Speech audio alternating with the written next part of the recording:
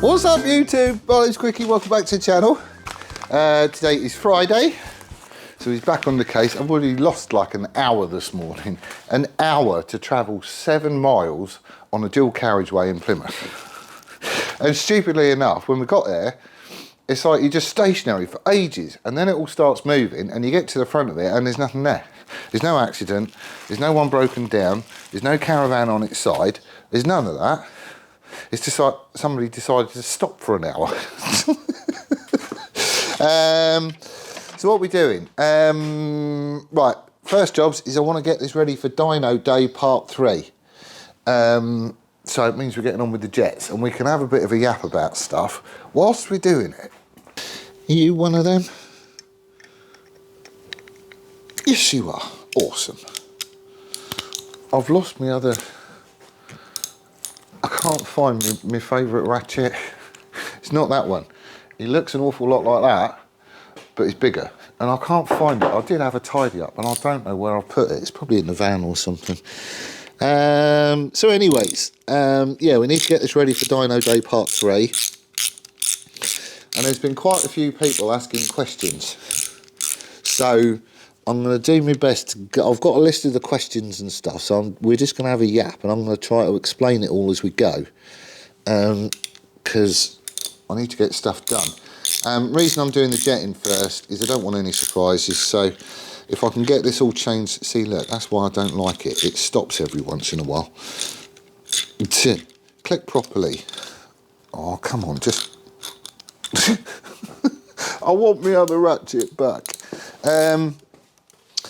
Yeah, so I want to get all this sort done first, because that way I can give Crispy a shout. Where are you? That one there. Let him know it's all ready for Dyno, and then he can get us booked in.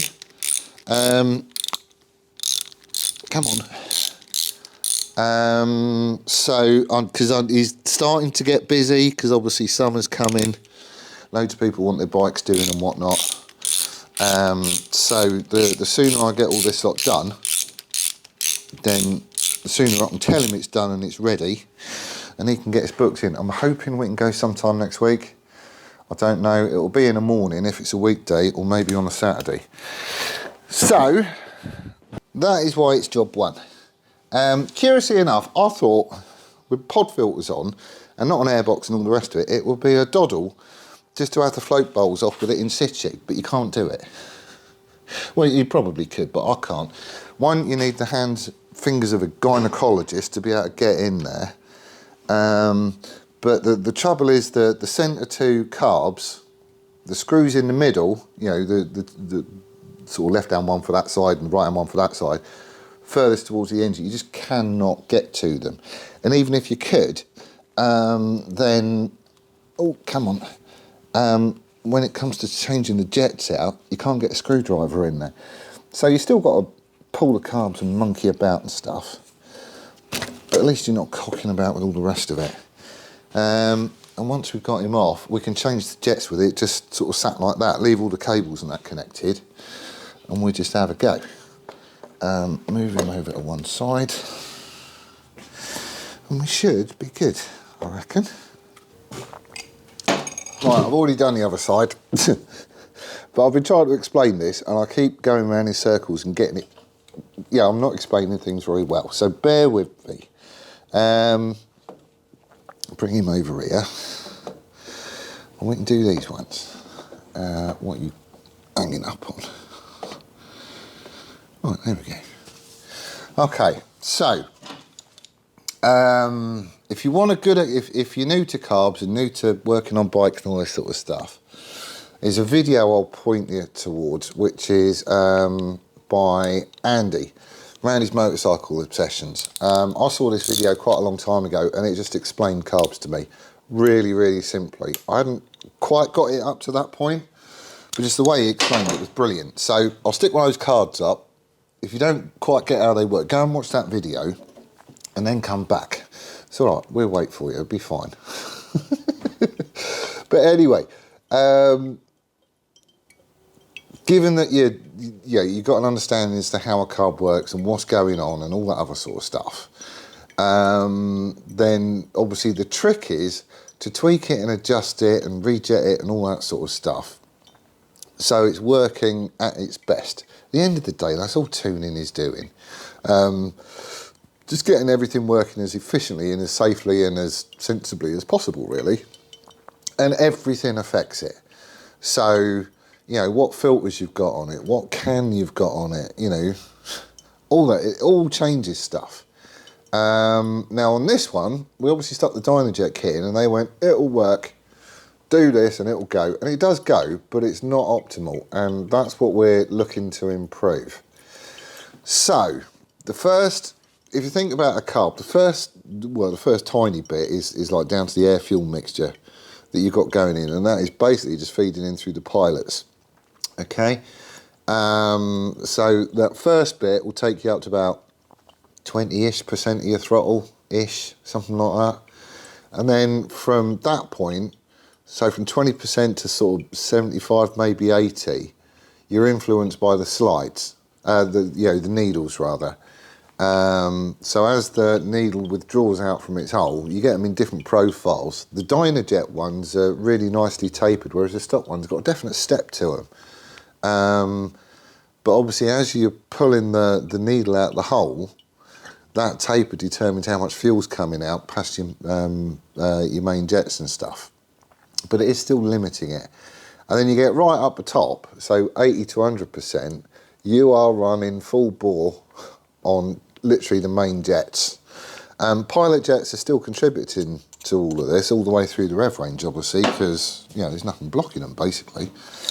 But that's what is influencing stuff. Now, I'm no mechanic, and this is just my explanation of it.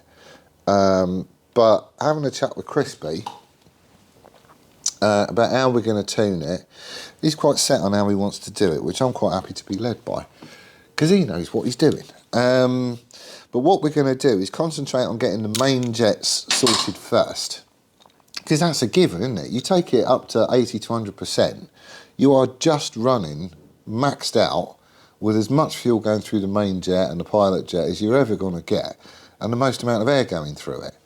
And then once we get that jetting sorted, then we can look at the rest of the power curve and go, okay, are we rich, are we lean, do we need to tweak stuff, raise or lower the needles to change how much fuel comes through in the mid-range, all that sort of stuff.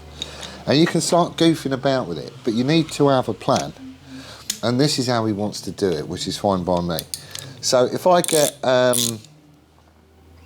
you know, if I want the bike to perform and perform well, which obviously I do, it has to go on the dyno. There's loads of old school boys that will, like, you know, get it going and they'll, I don't know, cast runes over it and look at it and sniff it and lick it and go, oh yeah, it needs a little bit more of this, and they start tweaking it. And they get to the end of it and go, yeah, a spot on that is.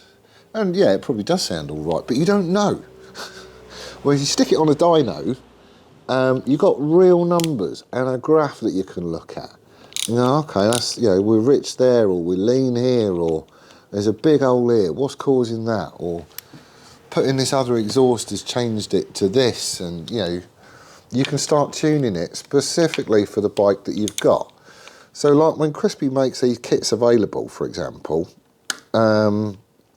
it's going to be based on what we've got here, right? So pipe across pod filters, not the cheapy, rubbishy, junky ones that you can get off eBay. A homemade pipe, you know, which is basically a 60mm ID from there all the way to the end until you get to the baffling. Well, I don't know other pipes that are like that. So it's unique to this bike. And I guess the point I'm making is that even if you get one of the kits that Crispy does as a result of doing all this work, ideally you still need to set your bike up on a dyno and have it looked at, because you'll get it set up specifically for the bike and the kit that you've got.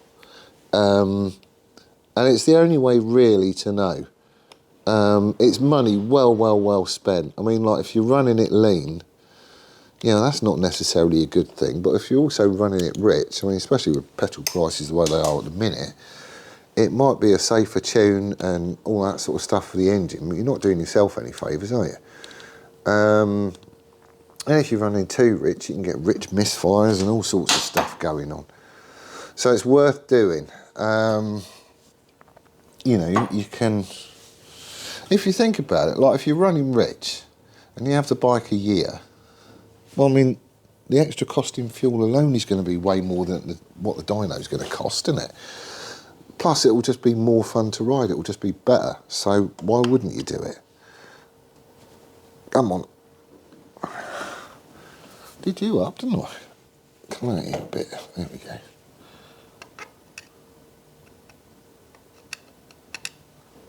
I can't see what I'm doing.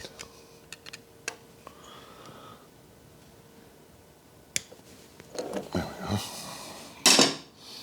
See, it's just better. It's just grip. They don't chew anything up.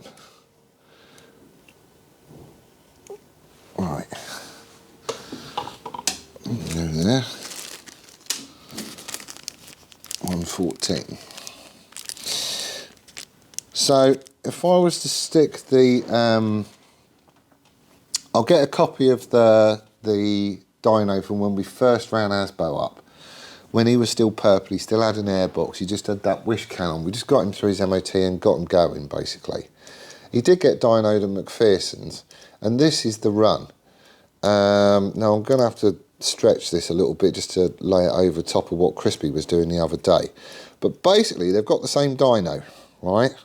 It was obviously a different day, different conditions, so, you know, different temperature and humidity and barometric pressure and all that stuff. All of which affects, you know, has an effect on how the bike is actually going to run. So there's that difference. The other thing, which annoyingly is missing from the McPherson graph, is he hasn't put AFR on there. AFR stands for air fuel mixture. So this is basically the ratio of air to fuel that you've got going through your engine, right? What you're trying to burn. If you have a look at Crispy's dynograph, down the bottom, he's included it. Now, there's an upper and a lower limit. I'll try and point them out with, I don't know, I'll stick an arrow on it or something. There's an upper and a lower limit. So if your trace is closer to the top limit, then you're actually lean, okay? There's a lot more air than you want going in compared to the fuel. And similarly, if you're down the bottom, then you're rich. So you've got way more fuel going through the system than you actually want. And the idea is that you want your trace to be quite happily in the middle all the way through the rev range. Now that ain't always going to happen. Your exhaust can influence it, you know, the air filters that you're using can influence it. There's an awful lot going on. But ideally, that's where you want it all to be. Now, speaking with Crispy, what we're going to do is we're changing these jets, because you can see on my trace, well, way rich. In the middle, I think it actually goes off the bottom of that scale, goes off the page, basically. So we are massively off. And he reckons that general rule of thumb, it does change a little bit from bike to bike, but general rule of thumb is half an AFR gets influenced by one change in jet size, all right? So if you go down one jet size, you'll get a little bit leaner by about half an AFR, which is why we're going for such a drastic change, going from 120s to 114s or, you know, possibly 116s. We'll have to wait and see what works best. But that should put us in the ballpark, and annoyingly, it's not on the original McPherson dyno. So I think they're missing a trick there, because it's all dead handy information. We also know it's rich, because when you come in off the throttle and you're on the overrun, there's popping and banging and all sorts coming out the exhaust. It sounds awesome. But you're just, you know, dumping fuel into a hot exhaust system, and that's what's causing all the pops and stuff. So, you know, it is really useful info. But the other reason, you know, I want to do it all this way is because you're working with a real number. It's a measurable thing. So you know, are you going in the right direction, or, you know, or are you not, basically. So that's why we're going this route. Once we've got the main jets and everything else sorted, then we're going to move on to the, you know, needles if we need to change them. I mean, if the AFR is kind of where it needs to, and we're making good power and he's filled that hole in, then we're sort of down to his experience then. So if he reckons he could make that little dip in the power curve, which is possibly down to the exhaust, I don't really know, then, you know, we can try shuffling needles up or down or whatever and see what difference it makes, do another run, measure it, and then go, okay, well, that was a step in the right direction, not quite there yet, so let's do another one. Or it's like, no, we're going in the wrong direction, back out of it and, you know, have a go at something else sort of stuff. But it's like a real measurable thing rather than just guessing or using years of experience or blagging your way saying, you know, oh, I've done this and it's just better. Well, you don't know until you measure it.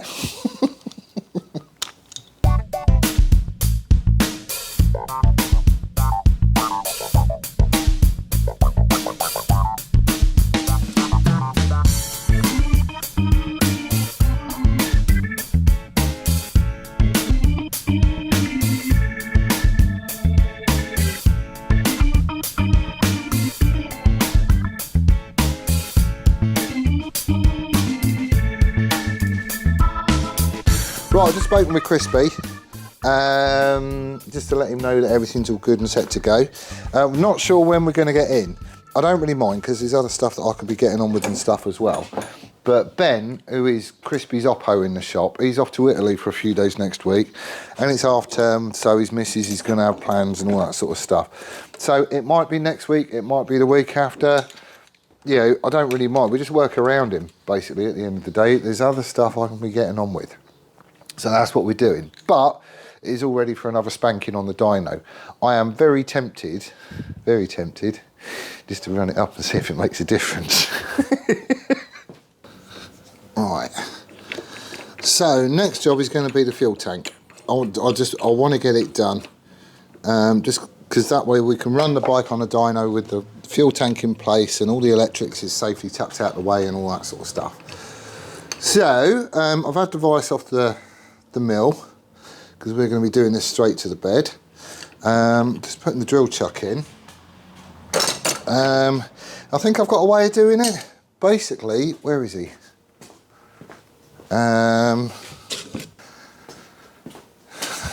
Basically, I need to stick a hole in this big enough for that to go into, and then I'm going to need to cut that out and then weld all that lot into the tank.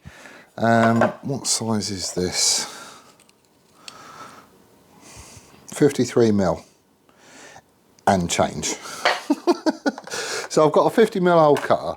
I don't like these. It wobbles and stuff. It's not going to be a brilliant hole, so it will be cutting oversized, but that's 50mm.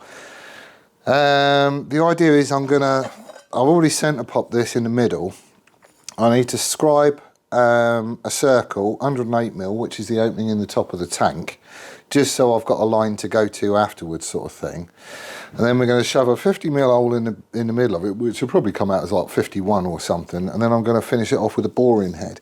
So he is just going to get strapped down onto a piece of wood.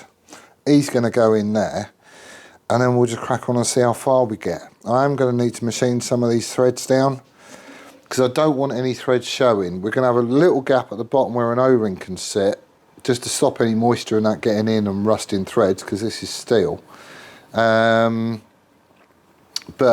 at the minute, if you bottom the Monza cap out on top of this, there's too many threads showing for my liking. So we've got a little bit of monkeying about to do, but I reckon this is going to work. I reckon.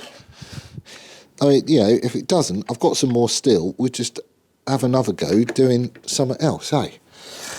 So that'll be fine. I have checked. As long as this drill goes in that groove, which I can check off to the side, then, you know, we should be good. We're not going to be hitting the bed or anything else. So, you know, I just need to make sure that we get it right, basically.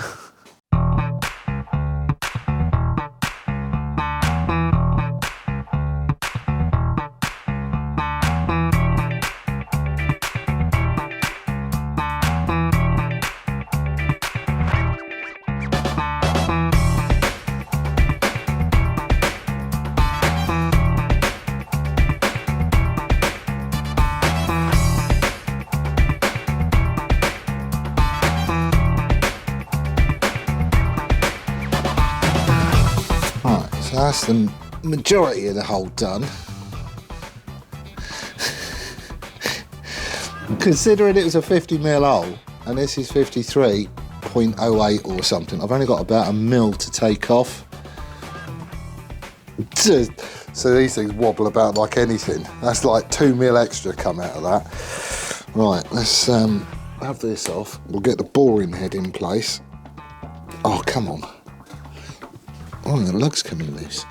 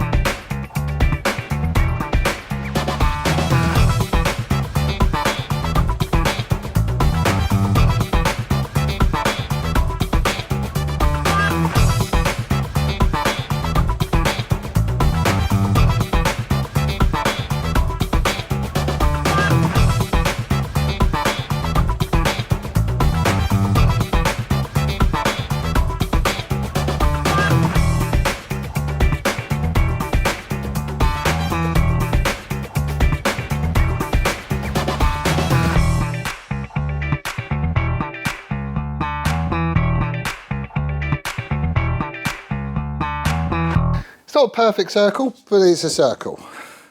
He fits in there lovely. And I've got like a little lip. I don't know if you can see it, but I've got a lip here that I can weld into. Just so I can get a nice fillet weld in there.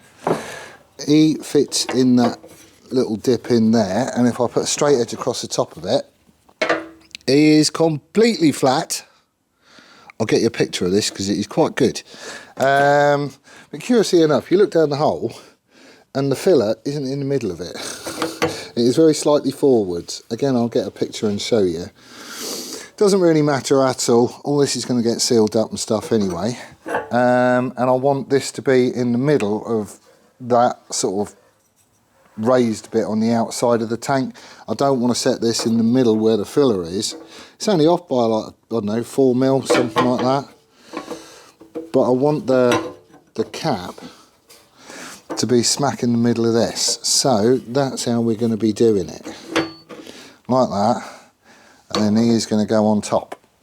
Obviously screwed down. Right, I need to give that a bit of a clean as well, don't I? Huh.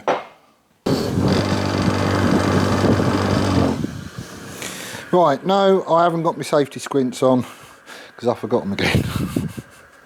But he's all cleaned up. It's quite a rough thread actually, so just, you know, drag it over the Scotch Brite word, it cleans it all up a treat. However, I would be welding this in, well, I wouldn't be welding this in now because I've got to prep the tank first, so he's probably going to have to go in the shop blaster. But that's going to have to wait because it is now 20 to 1. I need to chip off to my work, so I'll be back. I'm back, it's Saturday. So I got the old day in here again. Right, small change of plans. No, we're still sticking it on, don't worry about that. However, I was going to be leaving all this gubbins on the inside, but I'm not going to do that. It's all getting chopped out. Let me show you what I mean. Right, all this lot here needs to go. I was originally going to stick, where is he?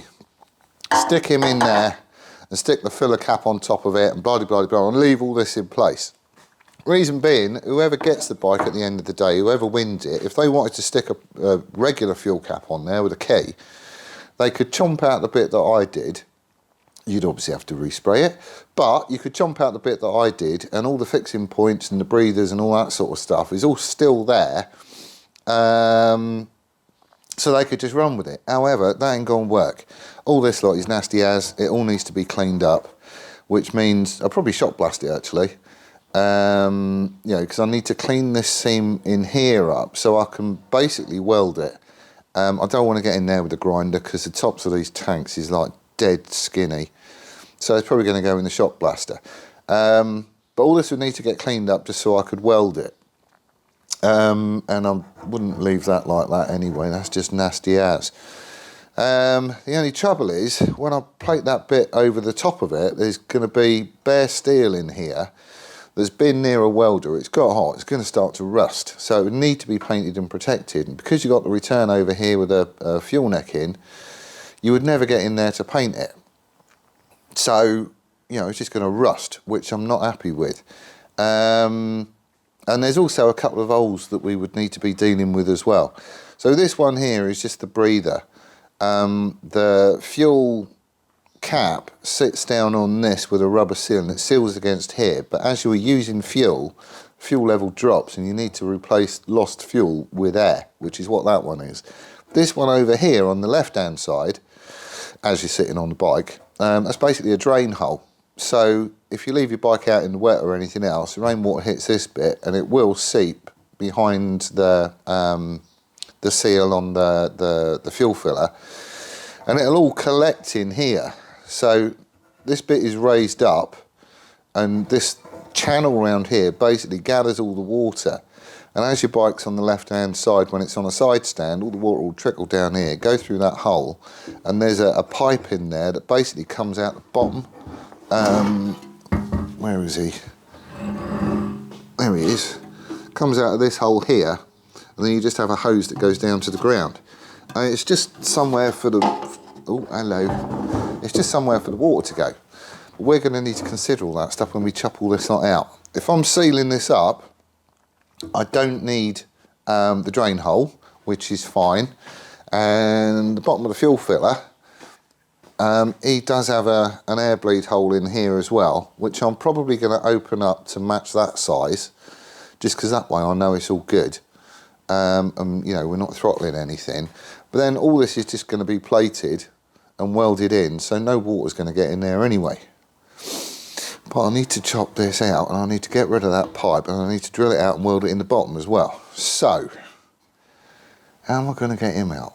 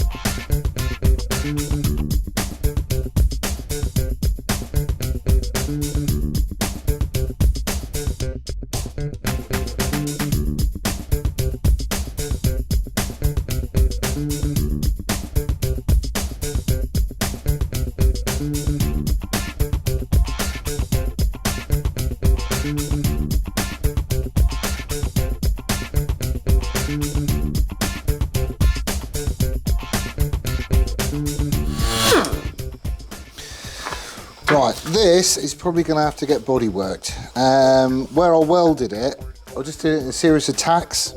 Up here it didn't go too bad, but I got a little bit of shrinkage down the side here. So if I put a straight edge on it,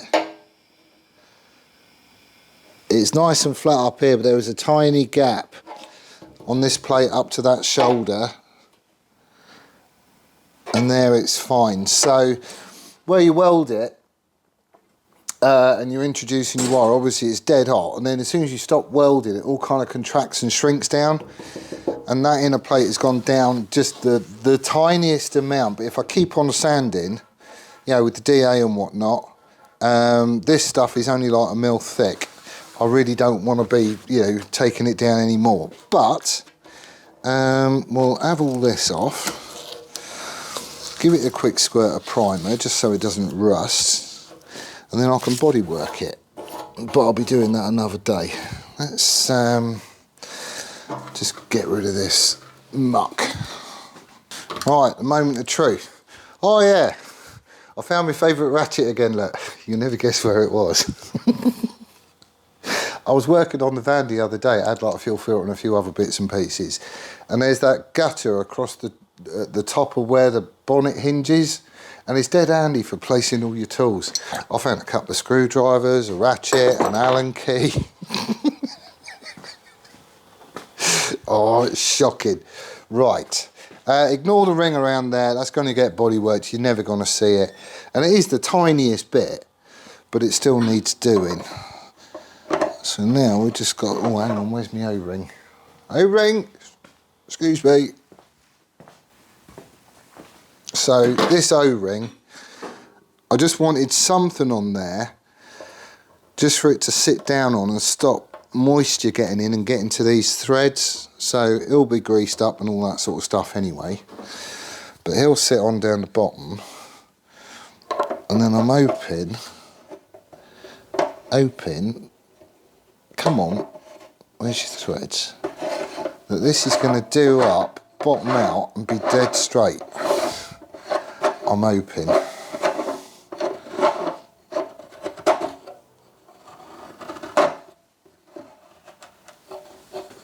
Come on.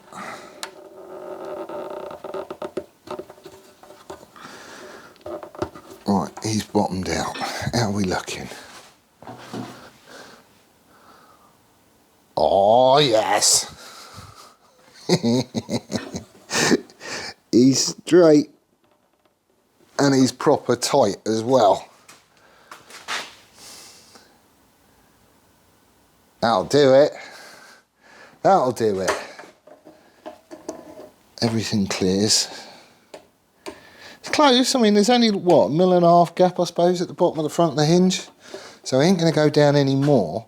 But you can't see any threads, which is what I wanted. So this means I can now run a tank. I've got another fuel tap, and I've bunged a hole up the bottom. So that's all good. We'll have to do a pressure test on it at some point just to make sure.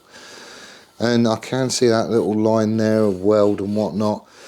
But that's going to be like the thinnest coat of filler. You might even get away just with, like, you know, filler primer or something, which I don't really mind, but I do prefer to get the metal work properly sorted. Right then.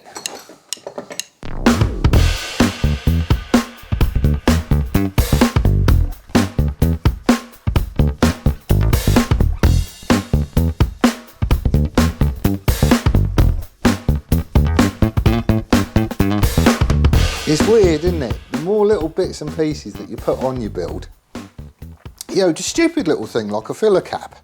It's everything I'm doing on this is like a nod to a day gone by sort of thing. So, you know, you can see past the air filters and all that stuff, and it's got pods on it. It's got a single speedo, a dropped headlamp. The exhaust is the same thickness, and you know, all that sort of stuff. Something as silly as a fuel cap, which just looks a little bit older than, you know, when it was built and whatnot. It just suddenly changes the look just that little bit more, and you get one step closer to the final thing. It's dead cool. I'm glad we can run a tank actually, because next time we're on the dyno, it just means Crispy won't be putting his junk on my M unit and stuff. Keeps it all contained. Oh, M unit. That's the other thing I wanted to mention. We might have a fix. I've been speaking with, well, it's all been email basically. So you send him an email, and then 2 days later you get a response, and then you answer his question, and then 2 days later you get another response. It's one of those sorts of things. But we reckon we might have a fix for it. So the short version, we are going to go through this in a video actually, just because if someone's in the same sort of boat, it might help. But Steve-O bought that M unit, I want to say,